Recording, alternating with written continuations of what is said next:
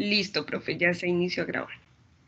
Ok, listo. Bueno, muchísimas gracias. Buenas tardes para todos, para todas. Bienvenidos a nuestra octava conferencia de profundización metodológica en el marco del proyecto de investigación sobre la aplicación del método etnográfico integrado para la investigación proyectual, que da cuenta de un ejercicio que hemos venido adelantando en el marco del semillero de investigación territorialidades urbanos-rurales en la ciudad contemporánea.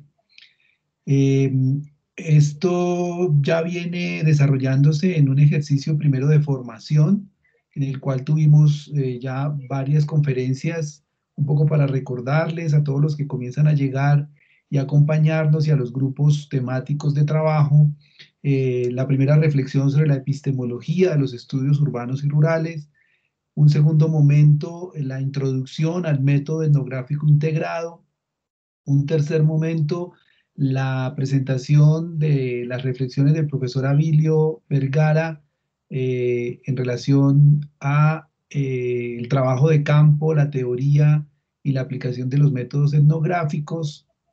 Un segundo momento sobre la problematización de las formas de intervención en territorios urbano-populares por el profesor Carlos Torres de la Universidad Nacional.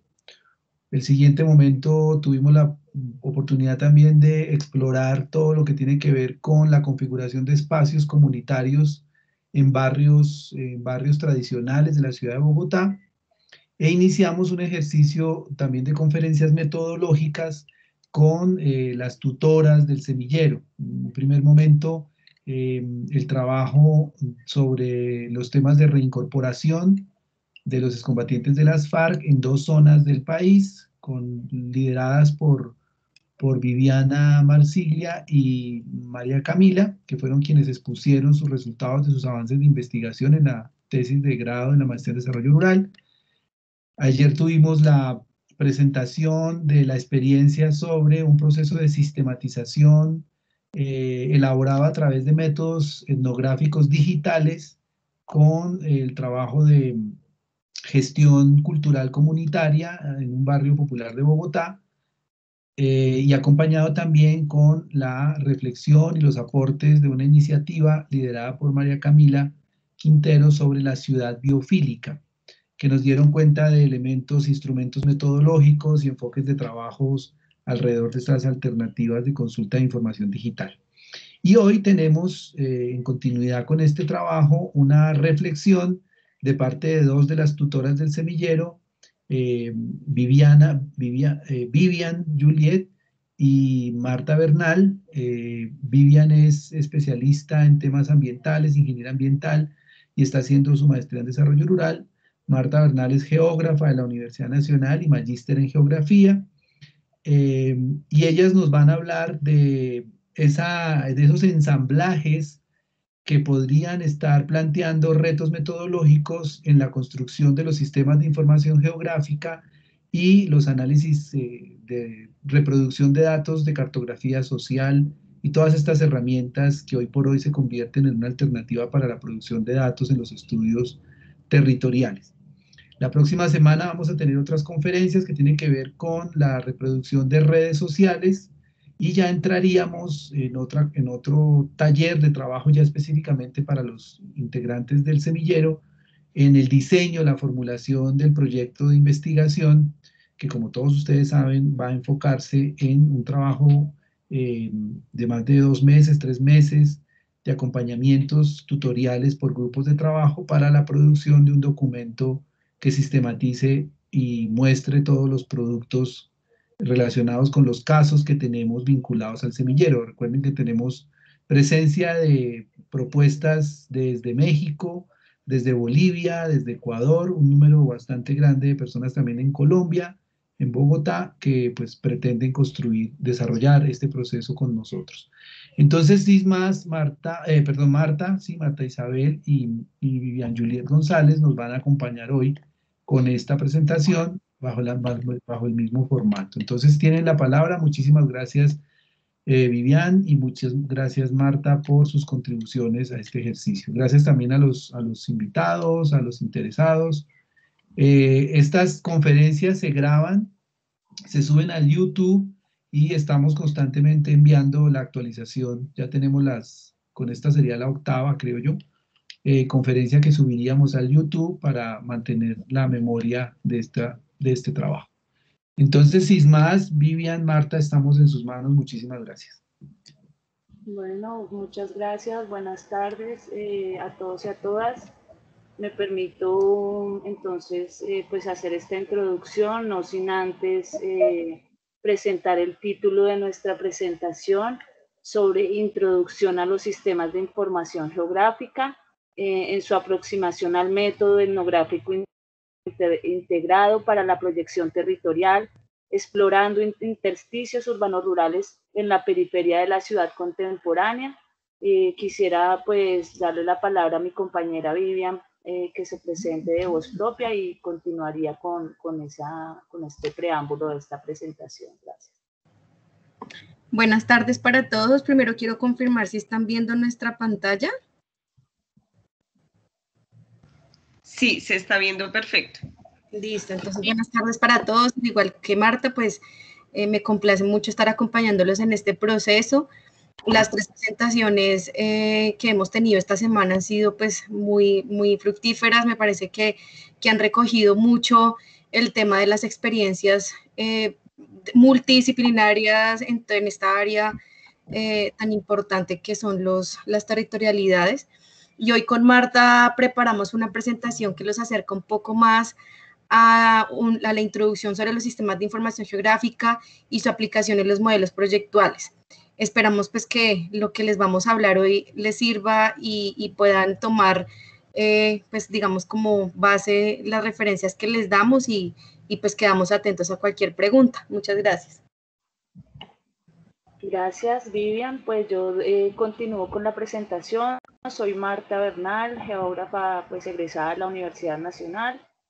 Con mi compañera Vivian hemos, como ella menciona, preparado esta presentación, la cual tiene el siguiente contenido. Vamos a abordar 5 puntos: una aproximación a la cartografía, una aproximación a los sistemas de información geográfica, los componentes del SIG, y en cuarto lugar veremos la aplicación de los SIG en el mapeo participativo, y para finalizar la modelación ambiental y la aplicación en conservación.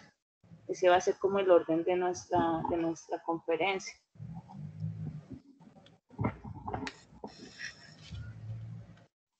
Solo un asunto, ok, no. Adelante. Bueno, vamos a empezar por la aproximación a la cartografía. Queremos decir que la representación del espacio, ya sea por medio de esquemas, planos o mapas, ha sido un aspecto fundamental en el desarrollo de las sociedades, tanto en las acciones del Estado como en la vida comunitaria. No en vano, desde tiempos antiguos, se han elaborado gráficos como los que vemos en la diapositiva en el costado izquierdo, buscando la localización de elementos necesarios para la subsistencia o para el comercio o para la religión o la espiritualidad de las poblaciones, también para la apropiación y la defensa de tierras y de mares. La cartografía ha sido una herramienta fundamental para reconocer y comprender el espacio, facilitando la toma de decisiones, facilitando la realización de tareas y acciones. La imagen muestra el primer mapa conocido, creado por al-Idrisi, el primer geógrafo árabe, en una época en que los cristianos y los musulmanes luchaban a muerte por el dominio de la tierra. Este mapa fue encargado por Roger II de la isla de Sicilia en la época medieval, y pues en él, como se puede ver, se describen los caminos, ríos y en gran dimensión los mares. En este mapa particularmente, el hemisferio norte aparece al sur y viceversa. Estos son de los primeros mapas conocidos.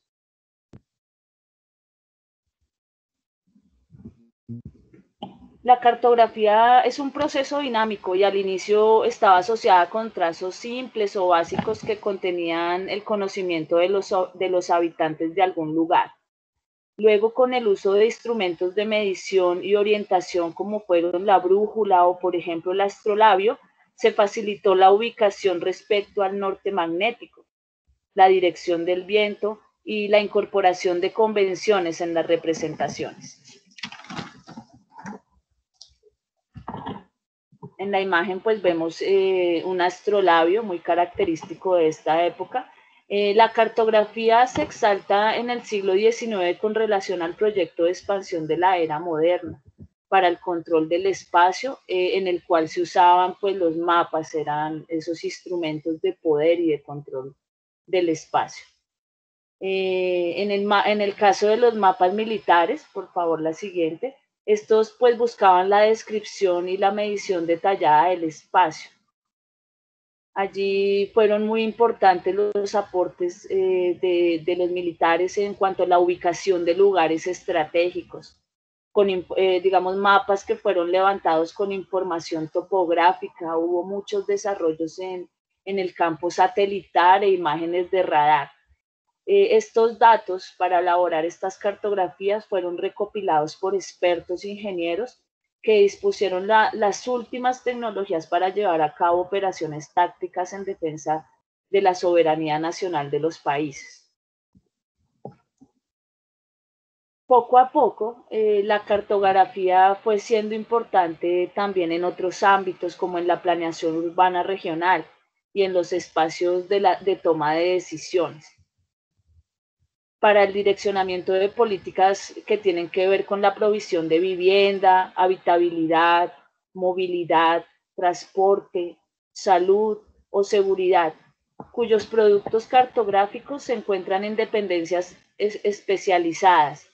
Este se reconoce como un modelo desde arriba de planificación de la ciudad.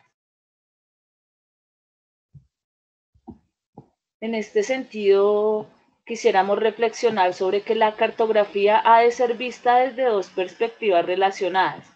Primero, pues como un conjunto de información sustentada en el conocimiento que tienen las personas respecto a los lugares, y en segundo lugar, como información gráfica, elaborada mediante ciertas técnicas y procedimientos. Es la combinación de ambas miradas lo que aporta a la toma de decisiones desde diferentes perspectivas, con énfasis en la mirada espacial.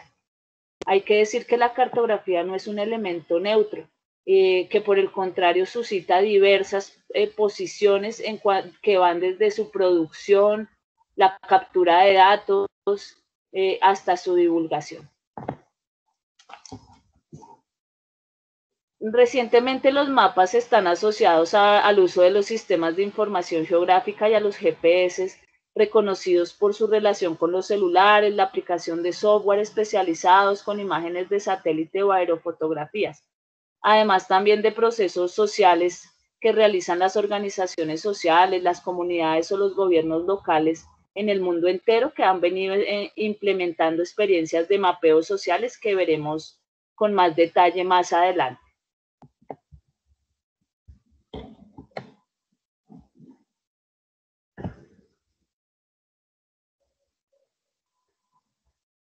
Dale, Vivian.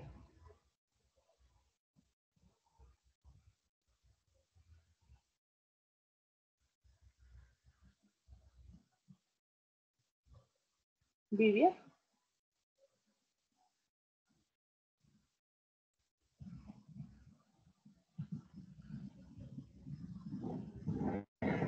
Perdón, tenía el micrófono apagado. Bueno, entonces, luego de esta aproximación histórica y de contexto que nos hace Marta sobre el uso de la cartografía, venimos a abordar el tema de la aproximación a los sistemas de información geográfica, que de una manera errada han sido como relacionados con el uso del software o solamente vistos desde una vista netamente técnica, dejando por fuera, digamos, toda la aplicación a las modelaciones y la aplicación a cualquier área del conocimiento. Bajo esta perspectiva, entonces denominamos, y ustedes la imagen que ven a la derecha están los modelos geográficos de los SIG, en donde lo que ustedes ven es la unión y la representación de las diferentes relaciones que existen de diferentes datos que se comprenden o que se configuran para una salida gráfica. Es decir, que cuando uno elabora un mapa y las personas que estamos en esta área, cuando nosotros elaboramos cartografía o elaboramos un mapa, tiene que ser tan perceptible que pueda darse a entender a cualquier persona, no solamente a un técnico o a una persona que maneje el software. Y esa es, digamos, un poco el enfoque que queremos hoy abordar con la aproximación a los SIG. Para poder empezar a entender, digamos, como esto de una manera un poco más técnica, entonces analizamos dos de los términos que están más ligados a los sistemas de información geográfico, que son los vector y los raster. Yo sé que algunos de ustedes quizá en algún momento dado han escuchado o han manejado este tipo de información. Entonces, los vector son esos puntos, líneas y polígonos que están codificados y almacenados bajo una colección de coordenadas. Eso que nos decía Marta sobre la aplicación, sobre la localización, sobre la geografía, pues prácticamente lo que se construyeron en muchos casos con esas convenciones y demás fueron información vector, ¿sí? Cuando hablamos de los rastros ya es cuando modelamos esos vectores, modelamos esa información y se integran en celdas como grillas y se convierten en una cartografía, una foto escaneada, como lo pueden ver en la imagen.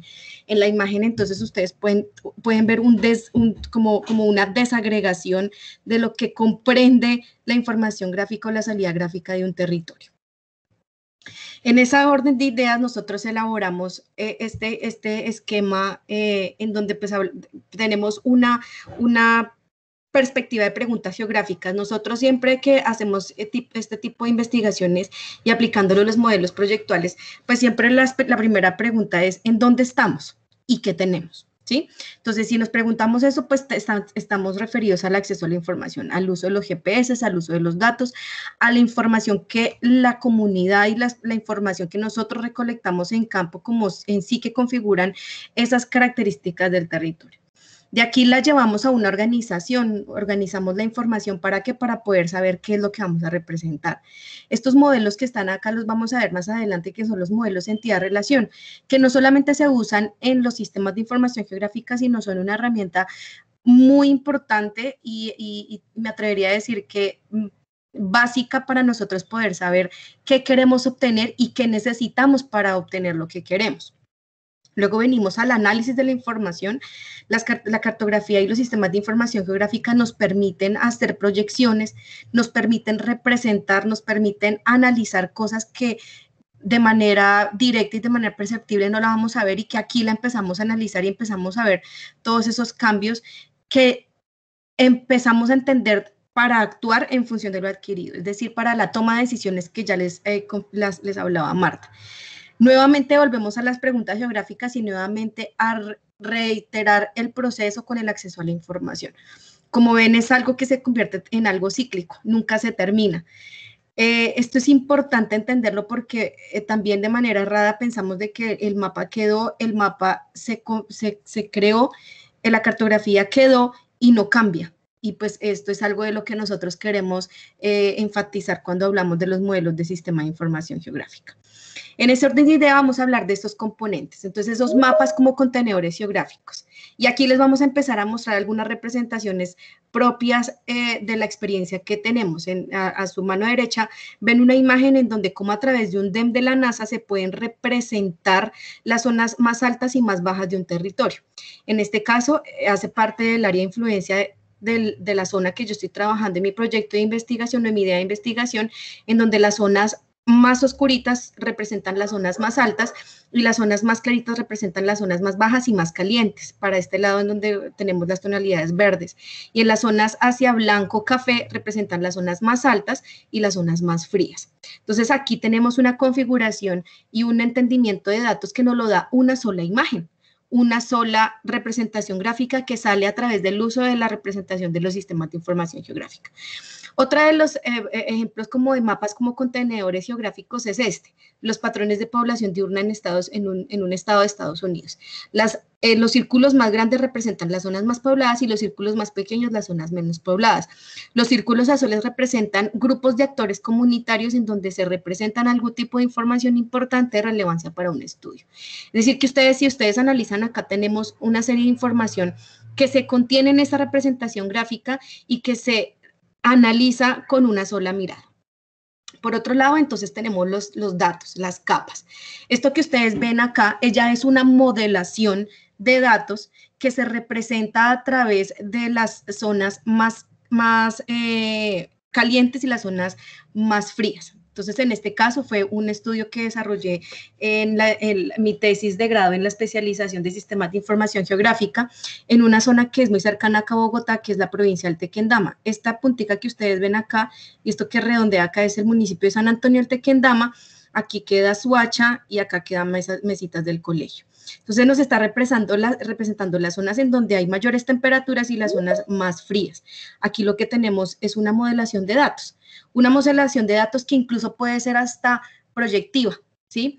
En este tipo de, cuando manejamos, por ejemplo, tipo de información hidroclimática o climática o de variabilidad climática, podemos incluso hasta predecir y generar proyecciones bajo los tiempos de retorno en los que nosotros queremos proyectar. Por ejemplo, uno puede hacer estudios en donde puede representar una proyección en tiempos de retorno a 10, 15, 20, 25, hasta 50 años, con los cuales pues se pueden generar se puede generar ese uso de los sistemas de información geográfica para poder encadenar todas esas líneas para el ordenamiento de un territorio. En este estudio, en este caso en específico, se hizo para determinar zonas para la conectividad ecológica funcional, que más adelante les voy a detallar. Otro importante ejemplo de datos, por ejemplo, es lo que nosotros utilizamos todo el tiempo. La información disponible en nuestros mapas, en nuestro Google Maps, en nuestro Waze, en los diferentes, digamos, tipos de software en donde se contienen esos datos y nos representan un uso. Allí entonces viene el análisis. Entonces el análisis consiste en estimar y predecir, evaluar la idoneidad e interpretar y comprender. En este orden de ideas, por ejemplo, aquí les quisimos traer esta imagen donde se muestra la modelación del deshielo de la Antártida a una escala de 1000 kilómetros, ¿sí? Aquí lo que podemos ver son las zonas en donde más hay concentración de calor y en donde más hay posible riesgo de deshielo y las zonas en donde no, que son las zonas moradas que están a su alrededor. Entonces, si ustedes se dan cuenta, los sistemas de información geográfica nos permiten una vista muy importante para poder analizar fenómenos que ocurren en un territorio, analizar datos, analizar estadísticas, analizar modelaciones. Por otro lado, entonces les traigo un ejemplo de un ejercicio que más adelante también les voy a detallar. Fue un ejercicio que se hizo con la Universidad Distrital y Corpo Amazonía para la definición de áreas para la liberación de fauna capturada por tráfico ilegal a través de los sistemas de información geográfica. Entonces aquí lo que tenemos es una modelación de datos, una puesta en escena y en representación gráfica de los datos y cómo a través de los análisis que nosotros quisimos hacer desde el sistema de información geográfica, las zonas que se definieron para hacer ello. En este orden de ideas, entonces, y hablando de los datos, hablamos de los modelos de entidad-relación. Los modelos de entidad-relación nos permiten representar cualquier abstracción, percepción, conocimiento de un sistema de información, ya sea geográfico, sea de datos, sea de cualquiera, formado por un conjunto de objetos que se denominan entre entidades y relaciones. Y aquí un poco llevarlo a la aplicación de los modelos de los MAPE, porque nosotros tenemos un montón de información, tenemos muchos datos, tenemos datos cualitativos, tenemos datos cuantitativos, que serían muy buenos meterlos y poderlos representar a través de un sistema de información geográfico. Es decir, que aquí la salida de un modelo de entidad-relación genera una representación visual. Aquí les traemos algunos de los modelos de entidad-relación más usados. En este caso, por ejemplo, conjuntos de extensión. Son registros en una tabla, un conjunto de registros, como por ejemplo lo que ponemos acá. Jorge Martínez es un alumno, Enrique Vargas es un profesor, Miguel Suárez es un investigador. Estos son modelos, conjuntos de extensión que se pueden representar de una manera visual. Por otro lado, entonces tenemos los de tipo de entidad, que representan una tabla de base de datos, una tabla de usuarios de sistemas agropecuarios, una tabla de usuarios en temas de asistencia, una tabla de usuarios en temas de salud pública, una tabla de usuarios de cualquier tema que se pueden representar de manera visual a través del SIG. Por otro lado, tenemos atributos y la intención, es decir, aquí tenemos los campos de la tabla. El ID, el nombre, el apellido, el tipo de documento, el teléfono, la dirección. Todos esos datos que ustedes ven acá los podemos representar y pueden generar una salida gráfica con una representación visual, y más adelante lo vamos a ver. Tenemos también los modelos de relación, entonces es la vinculación ya de esos conjuntos. Por ejemplo, el mismo Jorge que veíamos en la anterior es investigador. O sea, ya acá estamos representando, haz de cuenta como si tuviéramos dos diagramas en donde en el punto central estamos generando una salida. Es investigador, ¿sí? En el caso de la interrelación, entonces representamos esa relación entre tablas. Tablas de usuarios relacionadas con la tabla, el tipo de usuario y demás, que es un poco lo que ya veníamos generando, o lo que ya veníamos entendiendo de los anteriores ejemplos. Y por último tenemos las entidades fuertes y las entidades débiles, que son esos componentes en esas tablas principales y auxiliares, tablas de usuarios y tablas de tipo de usuarios. ¿Y por qué les acercamos a todo esto así como de una manera como tan rápida? Para poder llevarles a ustedes este tipo de ejemplos que manifiestan modelos de entidad-relación para obtener algo. Estos modelos de entidad-relación que ustedes ven acá fue un ejercicio de un trabajo de investigación que se hizo, en el cual participé en la Universidad Distrital, en un semillero de investigación y grupo de investigación, en donde establecimos escenarios de riesgo en la zona de la provincia del Tequendama por inundación, por remoción en masa y por incendios forestales.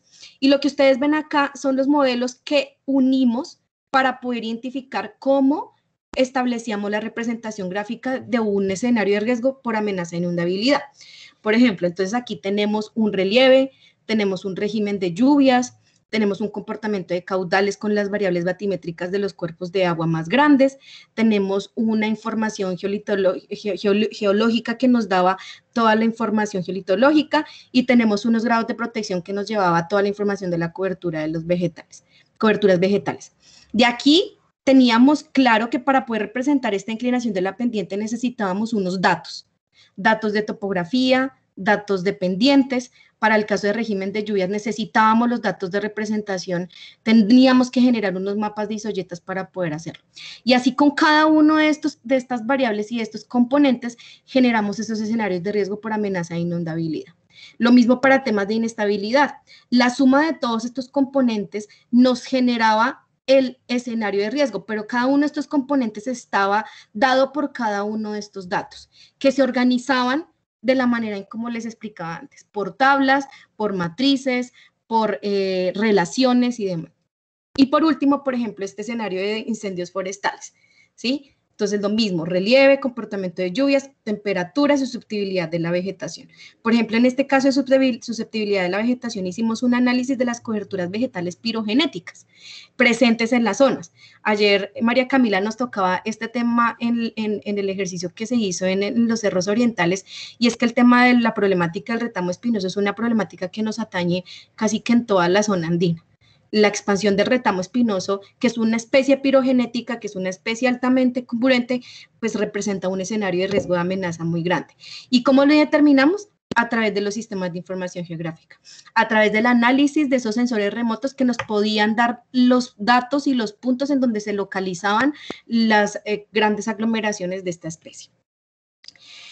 Un ejemplo que está en línea, que ustedes lo pueden ver en cualquier momento dado, es este ejercicio de eBird Explore, que es una plataforma que se crea por una organización internacional para la protección de las aves. ¿Y de qué trata esta plataforma? La plataforma trata de recopilar información para poder generar representaciones gráficas. Entonces ellos en su momento hicieron toda la análisis del modelo de entidad-relación para obtener esas salidas gráficas. En este orden de ideas, por ejemplo, mapas de distribución de especies de aves, en donde lo montan en la plataforma, los montan de manera muy interactiva para que las comunidades lo puedan ir alimentando, las comunidades científicas lo puedan ir alimentando en línea y pueda irse generando una información real de la distribución de diferentes especies. Por ejemplo, en estos momentos o en los momentos en donde hay transición de especies que no son de la zona, pues se puede tener una información real de ello. Un ejemplo está esta representación. Entonces acá tenemos el mapita del relieve, ¿cierto? Entonces están todos los relieves los puntos rojitos son los puntos en donde hay mayor concentración de especies registradas. quiero que analicemos un poco acá en dónde se reportan más especies registradas en el mundo de aves. Y es que Colombia es el primer país en reportar especies endémicas y de protección de aves. Es el primer país en temas de biodiversidad de aves. Tenemos por otro lado entonces acá el cruce con la información de las carreteras, no se alcanzan a ver en la imagen, pero entonces acá si uno le da el zoom alcanza a ver todos los datos de la infraestructura vial y luego entonces venimos a representarlo en una imagen de satélite. Entonces ya no solamente me muestra las carreteras, me muestra las zonas en donde se concentra el mayor reporte de aves por la parte de la comunidad científica, sino que también me muestra la imagen satelital. Y esto es un poco para mostrarles cómo esos modelos de entidad-relación que los vemos allá, que son parte como muy técnica, que nunca los vamos a ver como un mapa, mire cómo se empiezan a representar en un tema de sistema de información geográfica y un tema de cartografía. Algo que me decía un profesor cuando hice la especialización era que un especialista en sistema de información geográfica no era el que sabía utilizar el software, sino el que era capaz de montar esos modelos de entidad-relación para poder generar una representación gráfica con sustento. Ahora bien, hablamos de los componentes de los sistemas de información geográfica. Si bien los podemos generar con datos que nosotros tenemos a la mano, existen los componentes. Entonces, claramente pues está conformado por un equipo, el hardware, el equipo de cómputo con el cual nosotros vamos a trabajar el tema de la, ya digamos como de la sistematización, que no siempre el SIG llega a la sistematización y como lo vamos a ver más adelante y con los ejemplos muy exitosos que nos va a dar Marta, vamos a ver que la representación de SIG no requiere un tema de equipos de hardware. Están los programas, los software, como los que conocemos, pues el ArcGIS, el GBSIG, el QGIS, algunos de licencia libre, otros no, que son programas que nos pueden ayudar a componer el SIG. Los datos que ya veníamos viendo algunos ejemplos de ellos, el recurso humano, que lo vamos a desglosar más adelante y es parte del interés de esta presentación, y la metodología y los procedimientos. Para que se lleven una idea, entonces aquí les traemos como algunas de las representaciones de estos software, por ejemplo, QGIS y GRASS. QGIS tiene licencia libre, no requiere una compra de una licencia. UDIC tampoco requiere una licencia. GBSIG tampoco que requiere una licencia. Está el Geodata, está el Python, que es un desglose de ArcGIS, está el PostGIS, está el OpenLayers, infinidad de software SIG que nos pueden venir a orientar a cierto tipo de escenarios.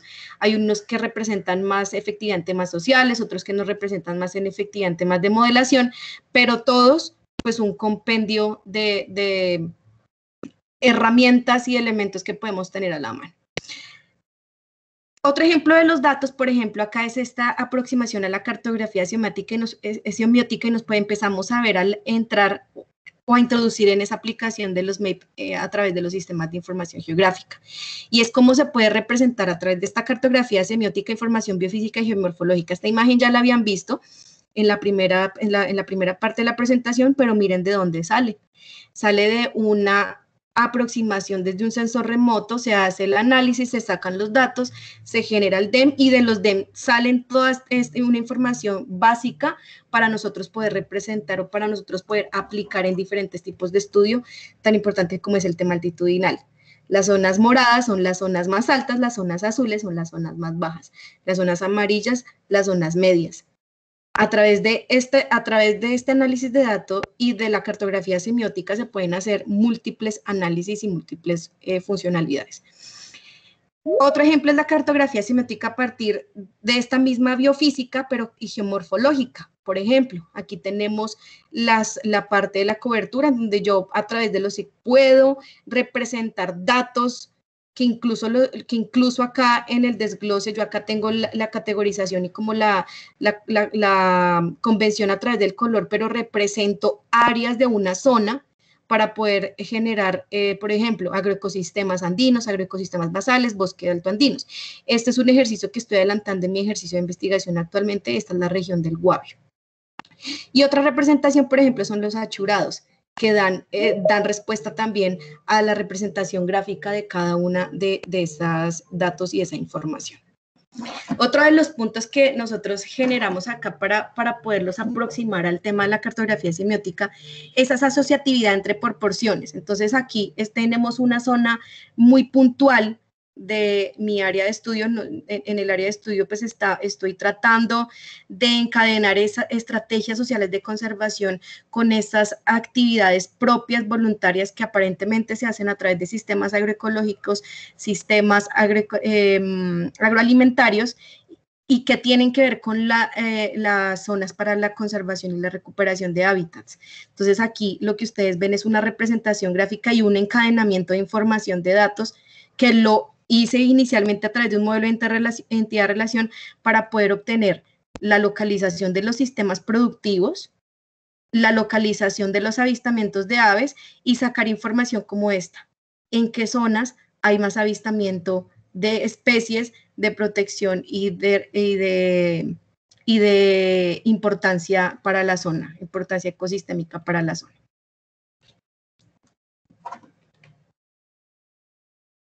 Marta. Acá estoy.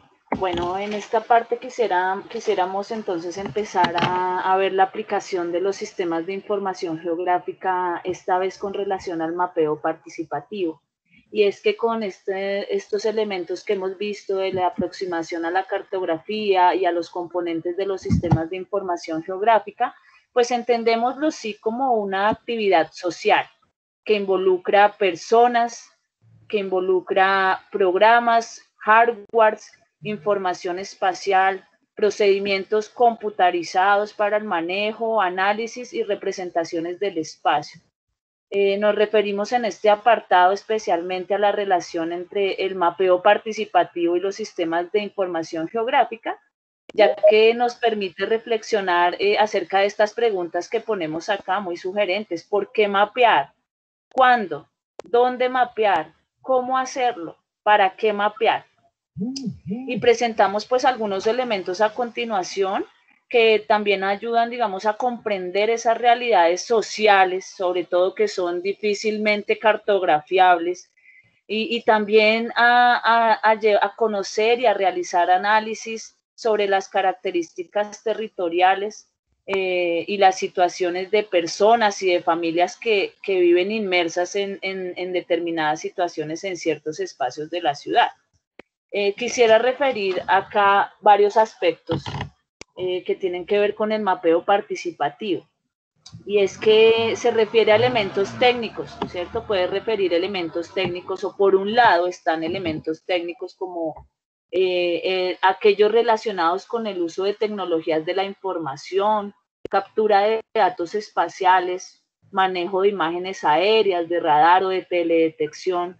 Aquí en las fotografías podemos observar algunas de ellas, como son los últimamente conocidos o más usados drones, o las cajas de simulación de geomorfología en realidad aumentada, como la que vemos en el costado izquierdo en la parte de arriba, que nos permite modelar en una realidad aumentada ciertos aspectos del terreno. Este aspecto técnico nos permite también la georreferenciación, ya sea manual o automática de datos, el manejo de plataformas especializadas y también de personal, de personas que manejan esos programas y esas plataformas. Aquí hay algo que decir, y es que este aspecto muy técnico conlleva una baja o a una nula participación de la comunidad. De otro lado, pues hay que referir también a que el mapeo participativo está muy relacionado con el ámbito comunitario, aquello que tiene que ver con las escalas muy locales, las escalas micro. Este aspecto se trabajan más elementos de orden subjetivo. Allí, por ejemplo, podemos referir la producción de cartografías sociales, que son mapas construidos a mano alzada y son realizados de manera colectiva, como vemos en las fotografías, algunos elementos de cartografía social, a partir que se realizan a partir del conocimiento que cada una de las personas tenemos de los lugares y que de manera creativa se construyen usando pocos recursos. Estas representaciones se consideran alternativas, representaciones sociales donde se puede ver el espacio concebido, el espacio vivido, el espacio percibido. En este tipo de cartografías sí se evidencia una alta participación comunitaria, pero por otro lado no permite la superposición de capas de manera técnica, por lo cual algunos profesionales de orden técnico nos hemos dado a esa tarea de poder representar todos estos datos sociales y poder construir y traducir ciertas cartografías temáticas que permiten este tipo de elementos que las cartografías sociales en su momento y en la producción inicial no lo permiten. Para dinamizar este tipo de elementos cartográficos fue necesario considerar o es necesario considerar también aspectos de tipo conceptual. Hemos puesto aquí algunos muy sugerentes, sabemos que no son los únicos, pero consideramos estos un buen punto de análisis para los estudios de bordes. Aquellos que tienen que ver con la investigación-acción participativa, con el espacio en sí, el territorio como esas formas de apropiar el espacio, las territorialidades superpuestas, las multiterritorialidades, incluso los actores, los bordes urbanos-rurales, los bordes periurbanos, los intersticios urbanos-rurales, o las políticas públicas sociales. Como vemos en las fotografías, pues se evidencian estos espacios híbridos, estos espacios de borde donde este tipo de metodologías que se plantean en este semillero, pues son muy sugerentes para la investigación en estos espacios. También en el costado inferior izquierdo vemos a los equipos territoriales realizando un ejercicio de identificación en pleno, identificando personas en situación de vulnerabilidad y demás, y también, digamos, por eso ponemos acá las políticas públicas sociales como esos conceptos también que nos invitan a asociar conceptos como territorialidad o territorialización de las políticas sociales, que en última se traduce en una atención a la población que lo requiera y que lo solicite en los territorios más vulnerables, que por lo general son aquellos territorios de borde urbano-rural. También lo metodológico tiene una cabida acá bastante importante y nos referimos a un trabajo de campo exhaustivo. Exaltamos bastante, como les hemos mencionado, los ejercicios de cartografía social que se realizan con todos los grupos poblacionales. Resulta bastante importante poder diseñar cada taller, cada sesión de manera particular, con objetivos y preguntas claras, teniendo en cuenta con quién se va a realizar las sesiones o los talleres, determinando o considerando más bien los tiempos, las preguntas, los recursos para realizar, digamos, o obtener una gran cantidad de información que nos brinde, digamos, muchos datos. Aquí en lo metodológico también hay que resaltar técnicas como las historias de vida, los relatos del lugar, el intercambio de saberes, los diálogos de saberes, la aplicación de grupos focales, entrevistas o encuestas, que muchas de ellas se dan en combinación o pueden bien ser por separado. Hay otras técnicas que quisiera también referir en la siguiente diapositiva. Se refieren al intercambio de saberes, recorridos territoriales, como ven en las fotografías, las mujeres de USME en pleno ejercicio de recorrido territorial, apropiándose del espacio a partir de esos relatos y de esa defensa territorial muy particular que tienen las mujeres allí en estos espacios de borde. Encuentros comunitarios, galerías fotográficas, encuentros artísticos, diversas técnicas que se puedan aplicar y que puedan, que nos permitan tener información valiosa a escala detallada serán muy relevantes en este ejercicio.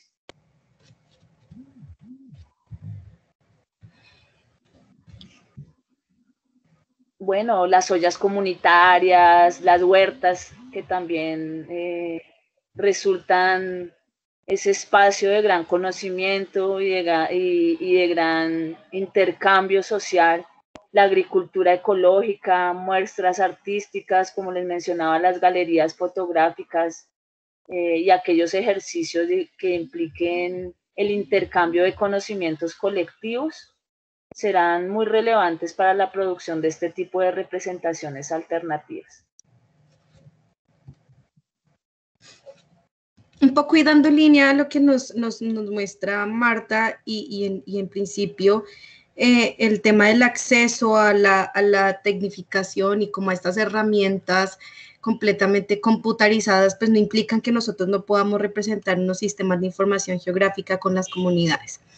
Esto que ustedes ven acá en las fotografías que ven en la parte de abajo son ejercicios comunitarios que he hecho de manera personal en ejercicios profesionales, en donde el objetivo ha sido identificar puntos críticos y puntos de presencia para poder atacar, mitigar, prevenir y hacer algo frente a las problemáticas ambientales de un territorio. Y es aquí donde yo vuelvo e insisto en la importancia de tener clara la ruta y lo que yo quiero obtener para la representación gráfica. Todo eso que les mencionaba Marta es muy importante tenerlo presente para saber bajo qué enfoque y cómo lo direcciono para obtener ese SIG, para obtener ese sistema de información geográfica.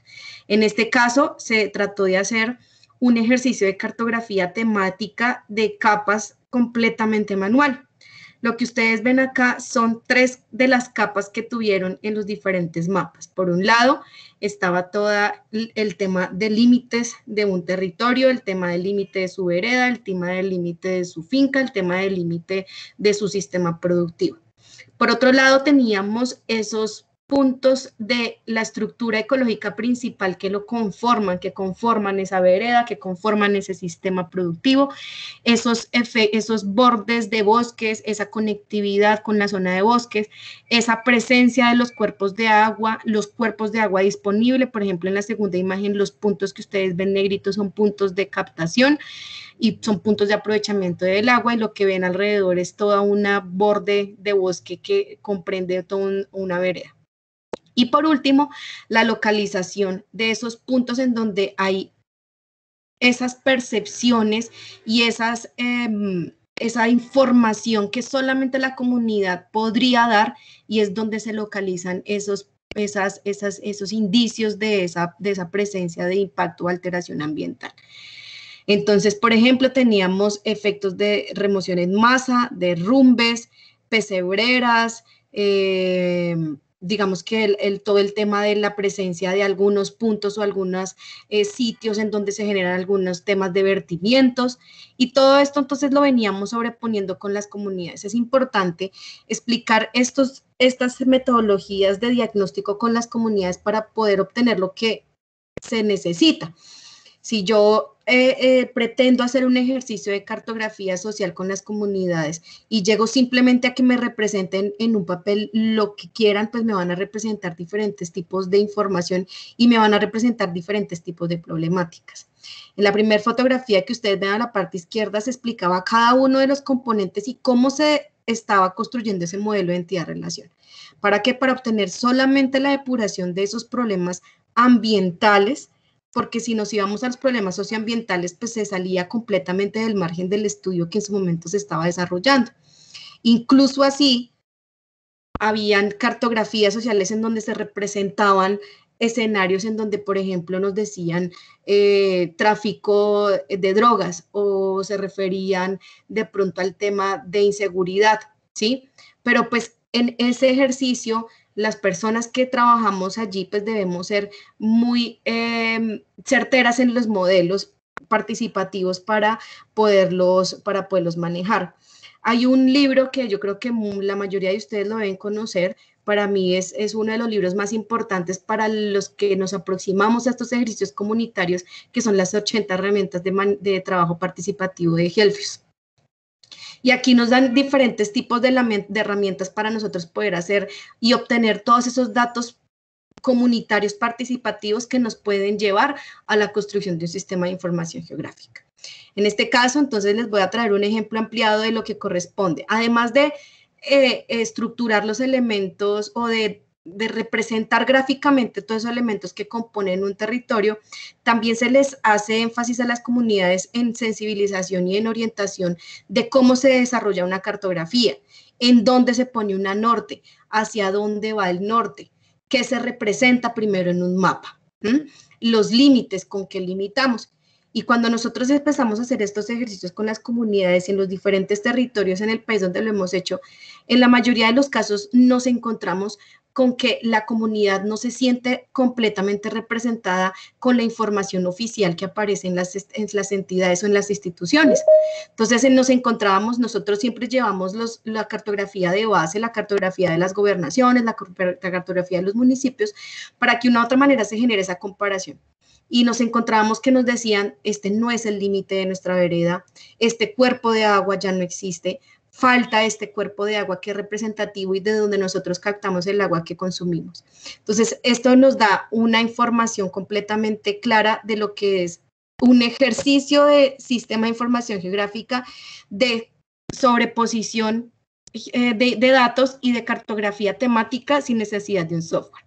Y pues acá tenemos una representación completamente, digamos, sobrepuesta de lo que corresponde a unos límites, a una información que hace parte de la estructura ecológica principal y a uno de los, y al tema de toda la información que corresponde a la generación de impactos ambientales en un territorio. Y es allí cuando uno entonces empieza a comprender que no se requiere el uso de un software para generar herramientas o generar modelos de sistema de información geográfica, sino que lo que se requiere es, y yo siempre lo he insistido mucho, es voluntad y orden en la captura de la información. Bueno, para continuar con algunos ejemplos también y enfocándonos un poco desde el aspecto técnico, que como les mencionábamos, el SIG desde este enfoque busca servir de puente a estos lenguajes más sociales que son producidos por comunidades o por equipos locales. Buscamos aportar a esa sistematización y en últimas también a los análisis y a las lecturas territoriales.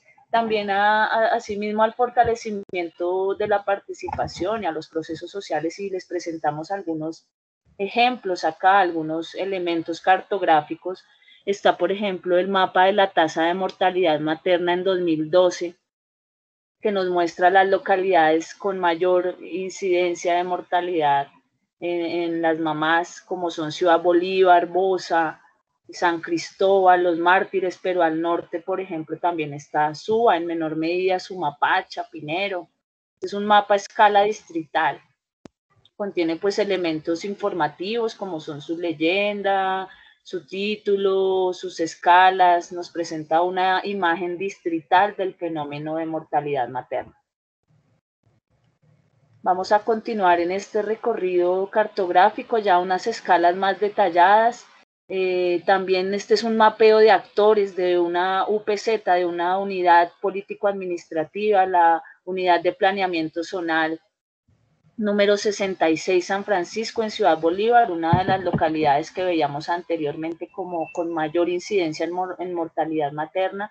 Aquí nos vamos a una escala más detallada y empezamos a ver también en detalle esos actores que se ubican de manera puntual, como son el hospital, también la presencia de mujeres, de personas mayores, de mujer, persona mayor, pero también de niños y niñas, de jóvenes y su distribución espacial en estos barrios que conforman esta UPZ. Podemos ver mayor concentración para este año de estos actores en los barrios bajos y una menor presencia, por ejemplo, en los barrios que se ubican en la parte alta.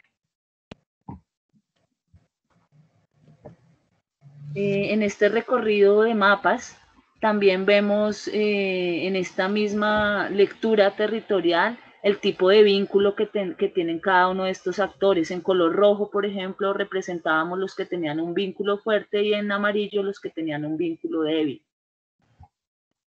Aquí podríamos empezar a identificar nuestra relación con esos actores. En el siguiente mapa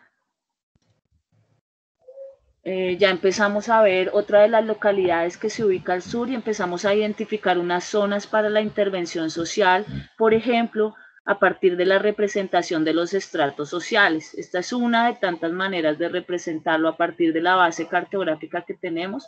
Representamos el estrato social, donde se ubican los comedores comunitarios y los colegios, también donde están los cuerpos de agua, por ejemplo.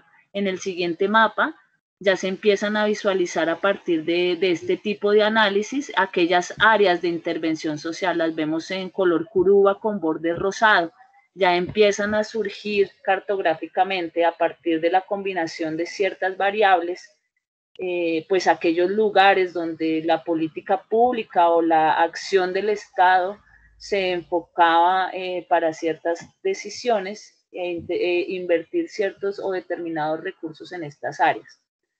Es un ejemplo de representación. Aquí ya no es toda la localidad, sino se iluminan ciertos sectores de la localidad de Usme, como la parte alta del Danubio, o la parte alta en Arrayanes, en La Flora, o en Alfonso López, y el Parque Entre Nubes, lo que tiene que ver con Tocaimita, también el Refugio, la parte alta de Gran Yomasa en el territorio conocido como Bolonia, entre otros.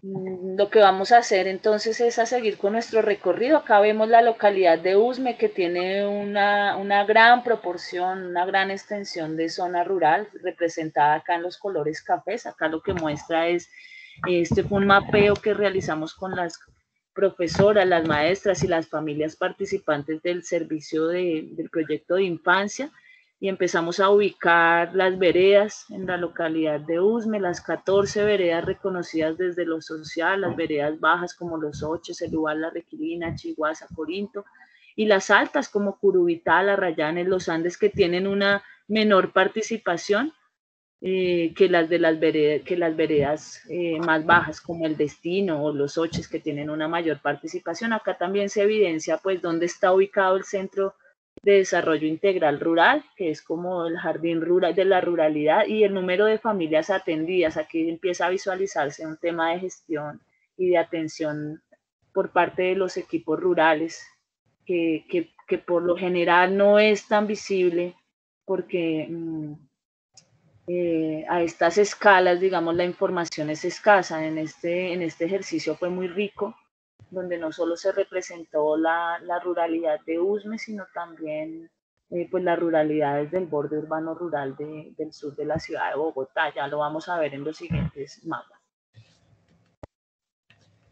Pues estas son experiencias propias del trabajo comunitario y, como les mencionaba, del trabajo profesional que durante ya más de 10 años personalmente he realizado en una de las entidades del distrito, como es la Secretaría de Integración Social, que pues digamos toda esta experiencia, los equipos, aprovecho digamos también para enviar un saludo a nuestros compañeros, nuestras compañeras, los equipos territoriales de nivel central y a todos los participantes, digamos, de los servicios que también han permitido pues la producción de todas estas cartografías. Acá, por ejemplo, se muestra la localidad de Sumapaz, que es una localidad netamente rural, y vemos cómo los sistemas de información geográfica allí nos ayudan a mirar, a visualizar la distribución de los servicios sociales que que se despliegan en esta localidad, como son las corregidurías, en el corregimiento de Betania, pero también en San Juan, las unidades de salud. Hay 3 unidades de salud en La Unión, en San Juan, en el corregimiento también de Betania, las comisarías de familia. Empezamos a ubicar los centros de desarrollo integral familiar rural para todo el análisis, y las entregas de canasta rural que se realizan por cada una de las 28 veredas de esta localidad. Estos mapeos fueron bastante importantes y requirieron pues bastante trabajo de campo, un trabajo de campo minucioso para lograr capturar y ajustar, digamos, la información en estos tipos que, como mencionaba Vivian, son más de tipo vectorial, puntos, líneas, polígonos. ¿Quieres continuamos en el siguiente? Bueno, este es un detalle también sobre el corregimiento de San Juan. Este es un mapeo de la cantidad de familias por veredas. Aquí empezamos a ver cuáles son las que más tienen familias en el proyecto de infancia, como son San Juan, Lagunitas y La Unión, pero también Nueva Granada, Las Vegas, y en menor medida pues San Antonio y San José, que es la más lejana y una de las más grandes veredas, que ya limita con el departamento de Villavicencio. Acá, digamos, en este tipo de cartografías también se empiezan a disponer otro tipo de elementos de información, como es la tipología familiar, la cantidad de familias pues por vereda y otros elementos allí de comunicación bastante importante y que sirven. Estas cartografías fueron muy útiles, digamos, para la planeación, para la disposición de los equipos territoriales en campo, para, digamos, mostrar también, representar la gestión realizada que, como les digo, en la ruralidad es bastante invisibilizada muchas veces. Siguiente. Bueno, este también es uno de los mapas que nos permiten ver aquellos territorios priorizados en las administraciones distritales. Estas manchas muestran aquellos sectores donde se realizan con más incidencia, donde se han realizado con más incidencia acciones estatales. Los 56 territorios priorizados en 2018 por la administración distrital. Siguiente. Y acá empezamos a ver unas escalas más detalladas, ¿cierto? Entonces, los sistemas de información geográfica nos ayudan pues a entender también esa dimensión escalar, el detalle, poder entender con mayor apropiación a partir de la información espacializada y escalar cómo es que se dan esos fenómenos. Entonces, acá vemos un territorio priorizado ya no en la ciudad de Bogotá, sino pues en la localidad de Kennedy, una de las localidades con mayor número de UPZs, mayor densidad poblacional y una serie de elementos allí que conjugan y hacen muy particular este sector de la ciudad. En el siguiente mapa también vemos un detalle de ese territorio priorizado que se llama María Paz, donde confluyen una serie de actores. Este es el mapeo de los actores, donde hay unos actores que tienen anclaje territorial, es decir, que allí donde se ubica en ese punto es porque encuentras ese actor territorialmente, pero hay unos que realizan acciones allí, como es este actor líder social que está acá por fuera, pero no habita en ese sector, pero sí realiza acciones de incidencia y apropiación territorial. Como vemos, la mayoría de los actores identificados habitan allí o tienen un anclaje territorial allí. Ahí están los jardines infantiles, están las juntas de acción comunal, las corporaciones, digamos, hay un mapeo bastante detallado y hay que decir que todas estas cartografías pues fueron producidas en el ámbito comunitario y fueron recolectadas por los equipos territoriales de la Secretaría de Integración Social en un ejercicio bastante exhaustivo de lectura de realidades sociales. ¿Sí? Continúa la siguiente, por favor. Acá también no solo se identificaron actores, se identificaron potencialidades y capacidades, como son lugares donde se realiza recreación y deporte, o los equipamientos existentes, como son los colegios y los jardines infantiles o los comedores comunitarios. También en estas cartografías se ha logrado identificar o representar las coberturas, ¿sí? Para, digamos, que apoyan la toma de decisiones institucionales. Acá se puede ver dónde están las mayores coberturas en algunas unidades operativas. Siguiente, en las localidades de San Cristóbal, por ejemplo. En el siguiente recorrido, pues vemos la localidad de Ciudad Bolívar, con sus 9 veredas, representando sus 9 veredas, y en puntos rojos la población que habita en esas veredas. Allí entonces estos ejercicios también nos ayudan a visualizar, a hacer proyección, digamos, de recursos, de equipos, saber cómo se le va a llegar particularmente con servicios a esta población desde el ámbito institucional, desde la mirada institucional, pero muchos otros análisis, digamos, pueden suscitar este tipo de representaciones, que tienen mucha información, bastante información y dispuesta, digamos, de una manera pues legible para que las comunidades y tanto los técnicos de las instituciones podamos, digamos, comprender y tener una representación visual bastante cercana pues a lo que conocemos en la realidad. Aunque sea en formato vector, vamos a ver, digamos, en el siguiente mapa o en el siguiente ya unas representaciones más reales también que nos permiten las imágenes aéreas. Ah, bueno, acá en esta propuesta vial ya empiezan a visualizarse ejercicios comunitarios.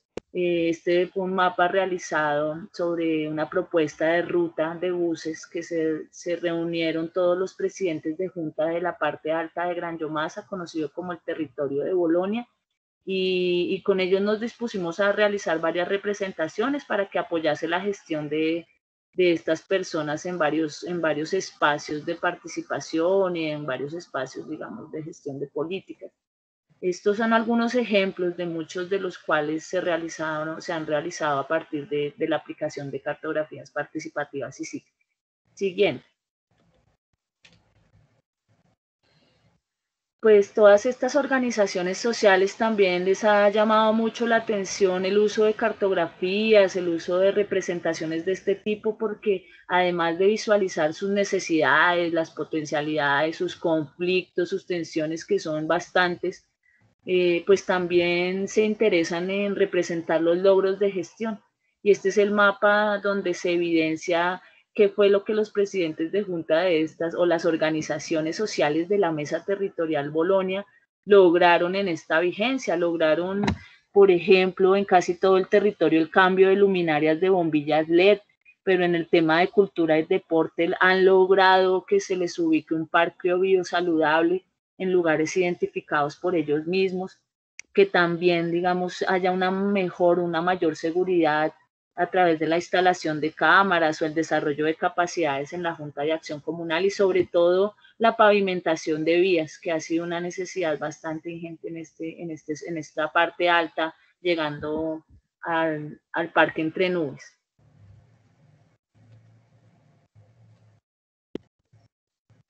¿Quieres pasar a la siguiente?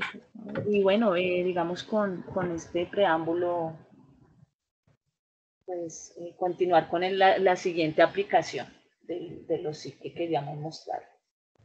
Bueno, antes de pasar a la siguiente parte, quisiera como retomar acá en la última parte que nos hablaba nos ilustraba Marta, y es una de las problemáticas o uno de los problemas más grandes que se tienen con el tema de la representación gráfica a través de los SIC, que no depende de los datos. Bueno, realmente sí depende de los datos, pero depende de sus escalas.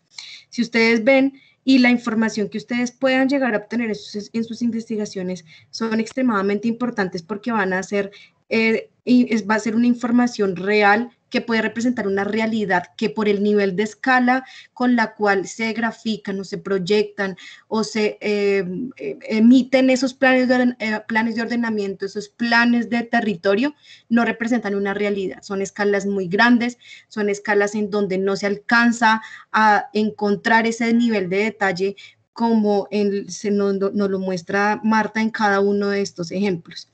Entonces, es un poco como llegar a la reflexión de una de las problemáticas más grandes que tenemos cuando desarrollamos este tipo de ejercicios.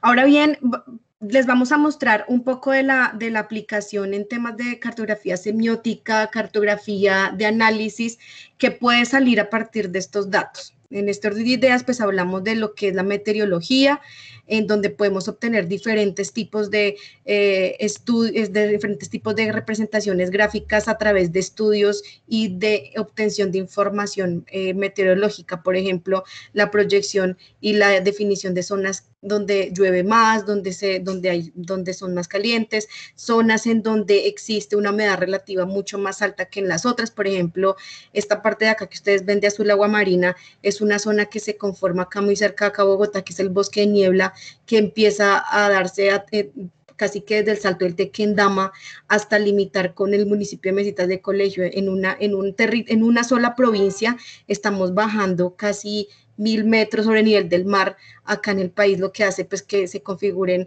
escenarios y características de un territorio completamente diferentes desde el punto de vista ambiental, de conservación e incluso de las prácticas sociales y los sistemas de producción en un territorio.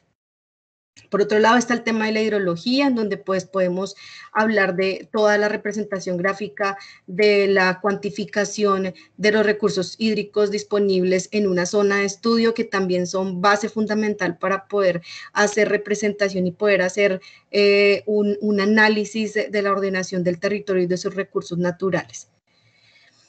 Y por último, les hablamos de la fotointerpretación. Algunas de estas imágenes, si yo se las mostrara sin decirles que son imágenes satelitales, pues nos pueden parecer otra cosa diferente a un sitio donde hay diferentes sistemas productivos, donde hay diferentes tipos de cultivos, o donde existe una ordenación en temas agrícolas completamente, digamos que definidas. Es allí cuando hablamos de la fotointerpretación como el uso de las técnicas y los sistemas para el análisis de la imagen. Nosotros cuando hacemos este tipo de investigaciones, y sé y estoy segura que todos lo hemos hecho, todos los que estamos aquí en estos momentos, hemos utilizado una imagen satelital para poder analizar algo, para poder encontrar la respuesta a algo, así sea solamente para ir a ver dónde está localizado. Y ahí ya estamos haciendo una fotointerpretación. Puede ser dada por personas que requerimos una información muy básica, hasta por personal completamente capacitado para dar información detallada acerca de objetos naturales o artificiales contenidos en una imagen. Y otra de las cosas importantes acá a resaltar son los problemas escalares bajo los cuales se tienen el acceso a las imágenes. El acceso libre a estas imágenes son por lo general a escalas muy grandes y son fotos ya muy antiguas que no representan una realidad, que no representan unos cambios. Incluso a través de estudios de fotointerpretación se pueden hacer modelaciones multitemporales para poder identificar los cambios de uso del suelo o los cambios de uso de la tierra en un sitio determinado. Y todo ello se puede hacer a través del análisis de datos dentro de un sistema de información geográfica.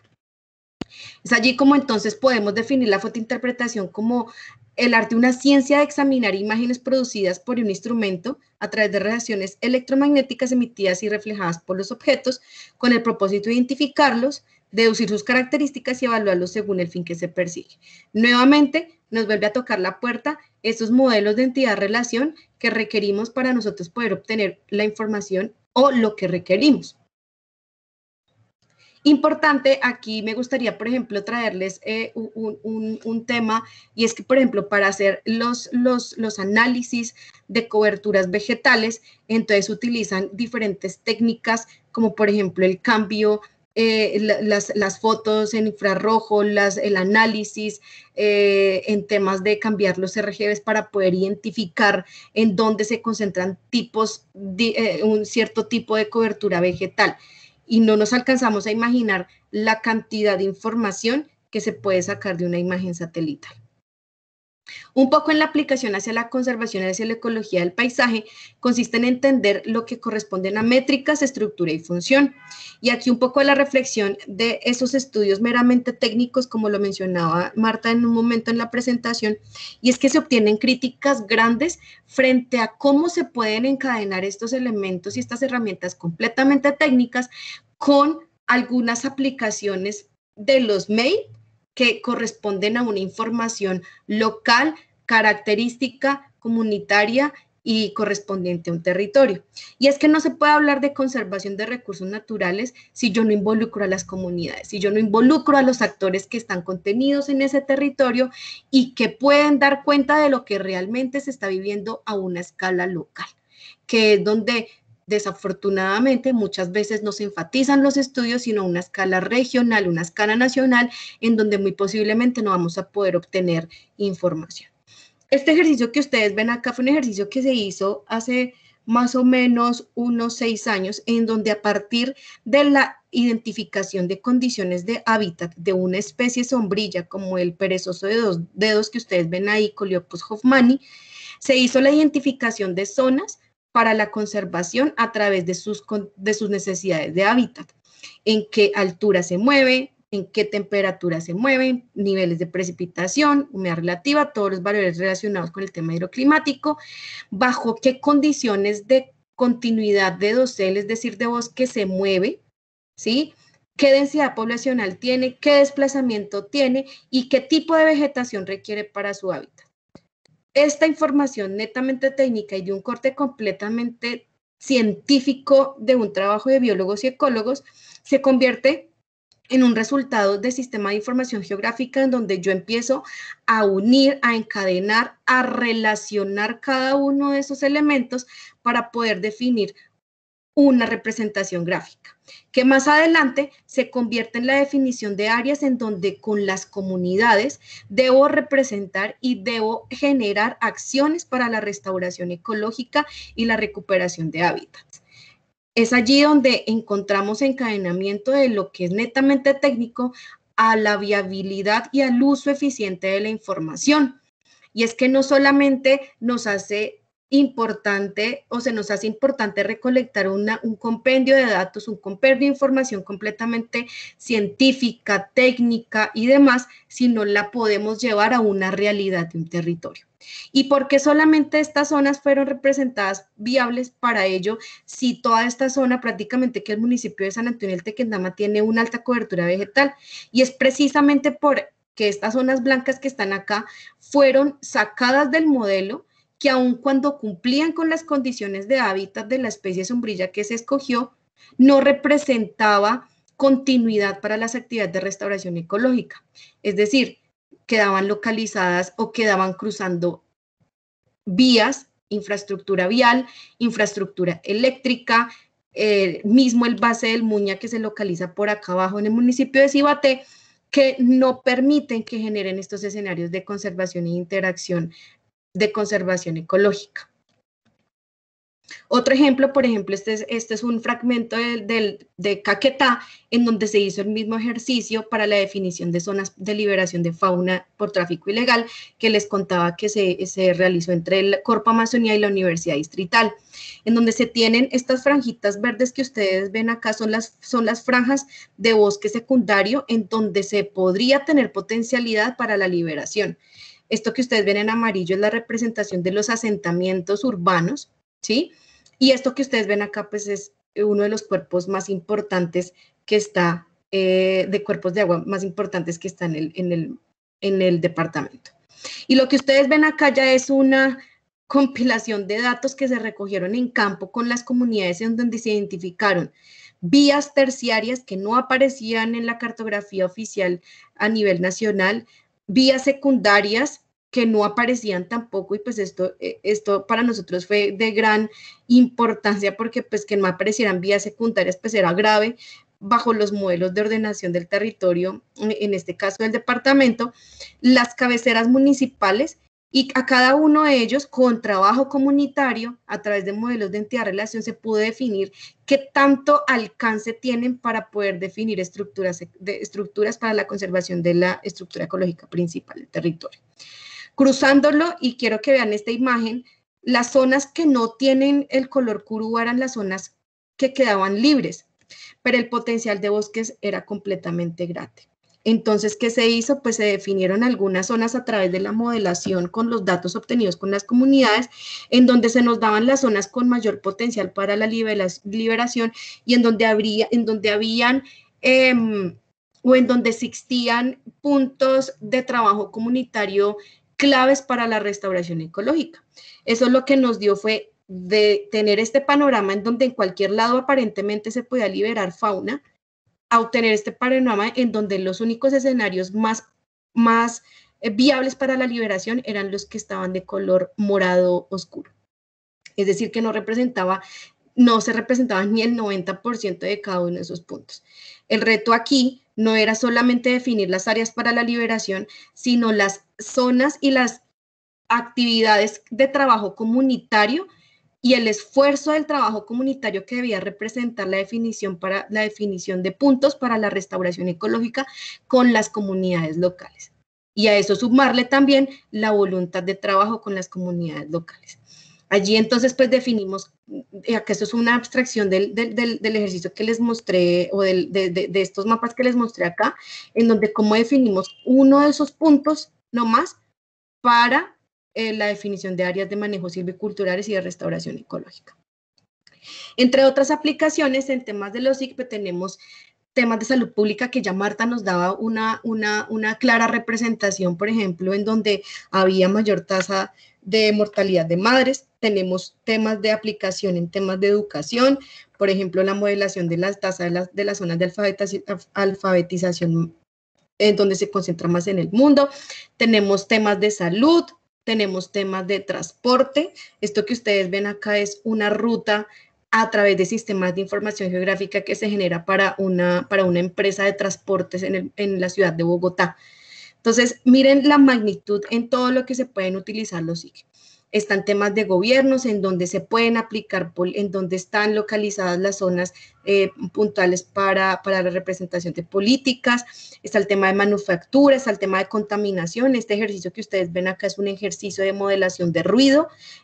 Representa los alcances de donde una fuente de representación de ruido tiene alcance en un punto determinado.